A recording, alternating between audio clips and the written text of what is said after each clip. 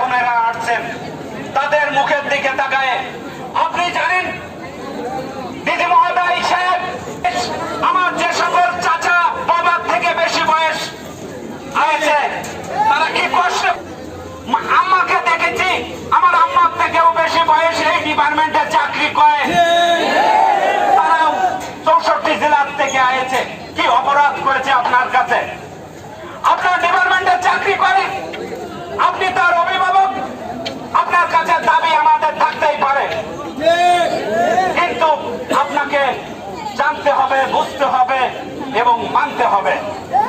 আমরা আপনাদের সন্তান জোরালো হিসেবে দাবি জানাচ্ছি, আমি শান্তিপূর্ণভাবে আমরা আমাদের ডিপিএমজি জেলার ডিপিএমজির কাছে আমাদের ফোন দিতে হবে, সেটি আপনার ইন্সপেক্টরের কাছে জানাতে হবে, তারপরে থানার থেকে ওসিকে জানাবে, ওসি তারপরে ডিপিএমজি স্যার জানালি ওসি আমাদেরকে ছাড়বে, তার আগে আমাদের ছাড়ার কোনো সুযোগ নাই, আমাদের কোনো ডকুমেন্টস নাই।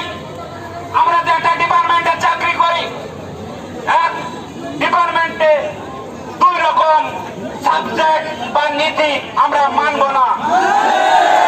আপনারা মানবেন? মানি না, মানি না, মানি না, এটা আমাদের মাথায় রাখতে হবে। আমরা আপনাদের সন্তান, আমাদের পেটে খিদে, আমাদের লজ্জা করলে হবে না। আমি ডিজি সাহেবকে আহ্বান জানাবো, আপনি আমাদের বাবার মতন, আপনার কাছে আমাদের দাবি আছে।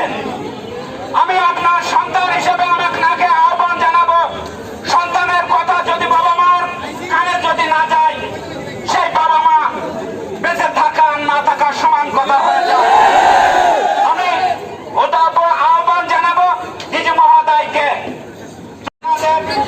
আমরা আপনাদের সন্তানের মতন, আমরা গ্রামীণ ডাক কর্মচারী, দিদি মহোদয় আমাদের বাবার মতন, দিদি এবং ডাক সচিব আমাদের বাবার মতন এবং ডাক উপদেষ্টা আমাদের বাবার মতন, আমরা আপনাদের সন্তান, আপনাদের কাছে আমাদের দাবি আছে।